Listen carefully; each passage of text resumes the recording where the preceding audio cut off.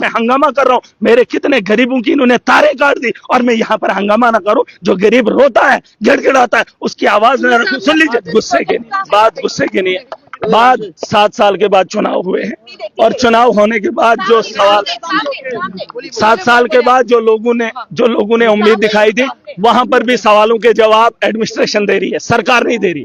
जिस दिन चुने हुए नुमाइंदे, उन्हें सवालों का जवाब पता है। देखिए, जो 7 साल से गांव के अंदर थे, इलाकों के अंदर थे, जो आज नेता है, वो सारे सवालों के जवाब जानते हैं, लेकिन आज भी लिखत में उन्हें ब्यूरोक्रेट दे रहा है। मुझे तकलीफ हो रही है। वो ब्यूरोक्रेट जिसने मेरी आवाम को नचाया है, जिसने जम्मू कश्मीर को लूटा है, आज उसी का जवाब मेरा सुनने के लिए ऐवान में नहीं आएगा। ऐवान में वही जवाब सुनेगा जो एक सड़क पे बैठा हुआ शख्स, जो ये नेता है, इन्हें सवाल भी पता है, उनके जवाब भी पता है। बस फर्क इतना है, ये इंप्लीमेंट कब करेंगे, या अपनी कार्रवाई कब करेंगे, अपनी ताकत जनता के लिए कब दिखाएंगे, उन लोगों को कब रोकेंगे। रेत का माफिया है, स्कूल का माफिया है, शराब का माफिया है, सड़क का माफिया है, अस्पताल का माफिया है। उन चीजों पर रोक कब लगेगी, उस दिन का इंतजार महराज करेगा, वरना तब तक बोलना छोड़ेंगे। साहब कहते हैं आप अपना डीडीसी का एक्सपीरियंस यहाँ शेयर करें। आपका ये अपना एक्सपीरियंस बताएं।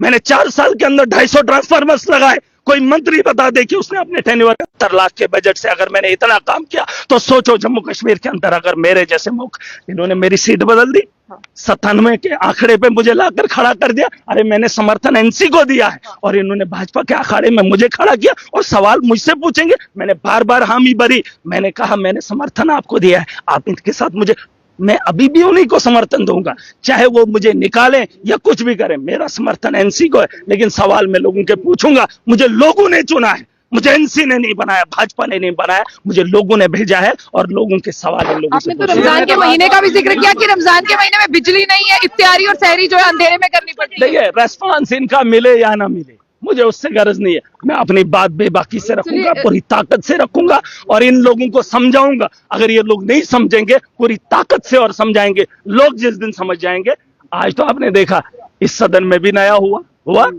50 से ज्यादा लोग नए। अरे मुझ जैसा आदमी भी पहली बार आया है। अभी सीट 97 की है, तो खिसकते खिसकते हम भी पहुंच ही जाएंगे। ऐसा नहीं है। जम्मू कश्मीर के हालात बदलने के लिए मुझे जो भी करना पड़े मैं करूंगा। देखिए, नौजवानों के मामले इन्हें नहीं पता है, बात करनी पड़ेगी इनको। अगर सदन में, अगर बजट के सेशन में उन्होंने ये बातें नहीं लाई, तो देख लेना जम्मू कश्मीर की आवाम इन्हें माफ नहीं करेगी। रमजान के महीने में आपने बिजली की बात की, लेकिन आपसे लगातार सोशल मीडिया पर मैं वही कह रहा हूं। मैंने अपनी आवाम को साफ बताया है। आज मैं आवाम में जब भी बात करूंगा तो मैं बात रखूंगा। मैंने कहा है जम्मू कश्मीर के अंदर, खास करके मेरी कॉन्स्टिट्यूंसी के लोग किराया नहीं भरेंगे। सरकार ने साफ कर दिया कि पोल अभी खिताई सेनाब के अंदर नहीं है, तार अभी भी नहीं है, मेरे लोगों से किराया लिया जा रहा है। एलजी ने पिछले दिनों ऑर्डर निकालवाया, कहता किराया इकट्ठा करो, लोगों की तारें काट दो। और ये लोग कह रहे हैं कि संदर्भ में मैं हंगामा कर रहा हूं, मेरे कितने गरीबों की इन्होंने तारें काट दी, और मैं यहाँ पर हंगामा ना करूं। जो गरीब रोता है, गिड़गिड़ाता है, उसकी आवाज न रखूं। सुन लीजिए, उसकी आवाज न उठाऊं तो अपनी आवाज करूं। और सुन लीजिए, मैंने अपने लोगों को कहा है किराया देना बंद करो। 200 यूनिट्स का वादा इन्होंने किया है। मेरा गरीब है, किराया देना बंद करेंगे, सरकार उसके बाद फैसला करेगी। बस इतना। उमर साहब ने आपको कहा ना कि आप उनके छोटे भाई, उन्होंने ये भी कहा कि आपका जो प्रोजेक्ट है वो सेंटर से कोई नाराजगी नहीं, मुझे किसी से कोई नाराजगी नहीं। मुझे जनता जो इस वक्त परेशानी हालत में है, उनका अजाला अगर सरकार से हो सकता है तो प्लीज कीजिए। रमजान का महीना है, 3 रोजे हो गए। अगर आज का रोजा भी गया, इफ्तियारी, सुन लीजिए, अगर इफ्तियारी के वक्त बिजली नहीं होगी, सहरी के वक्त बिजली नहीं होगी, तो ये दिन में वक्त उनको नहीं लौटा पाऊंगा। बिजली का इंतजाम की गुहार लगाई है। मैं चाहूंगा उमर साहब और ये जो एडमिनिस्ट्रेशन के लोग हैं, वो बिजली का इंतजाम जो आप फिलहाल ये अंदाजा लगा लीजिए किस दौर में हम रहते हैं।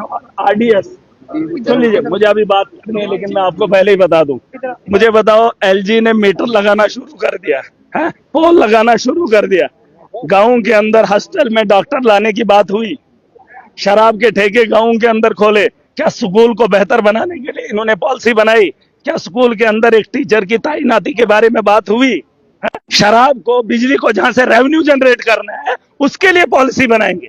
अरे पॉलिसी उसके लिए बनाओ जहां से हमारी नस्लें बेहतर बनेगी। सुन लीजिए, मैंने कहा इन्होंने रिहेबिलिटेशन सेंटर किसके लिए मांग की? आपने देखा भाजपा ने भी गुहार लगाई और बाकी लोगों ने भी गुहार लगाई। क्या बोला कि नशे से जो है लोग पागल हो रहे हैं, नौजवान जो है बिगड़ रहे हैं, उनके लिए रिहेबिलिटेशन सेंटर। ये नहीं बोलेंगे जिससे वो हो रहा है उसको बंद करेंगे, उसके लिए नहीं। हॉस्टल, ये इन लोगों ने, भाजपा ने 10 साल में नशे के माहौल को गर्म, सुन लीजिए, माफिया से नशा बेचा और आज इस सरकार से बोल रहे कि आप हॉस्टल खोलो, किन के लिए? जो पागल हो जाएंगे, जो नशा हमारा खरीदेंगे, उनको तुम ठीक करो और फिर उनके लिए कोई स्कीम लाओ, उसमें आप लोड करो। उन्होंने भी आपको जवाब दिया। देखिए, इन लोगों को मैं बच्चा लगता हूँ, प्यार से नौजवान, सुन लीजिए, मेरे सवाल जब बेहुदा होंगे तब आप लोग भी बोलना, इन लोगों को भी बोलने का हक है।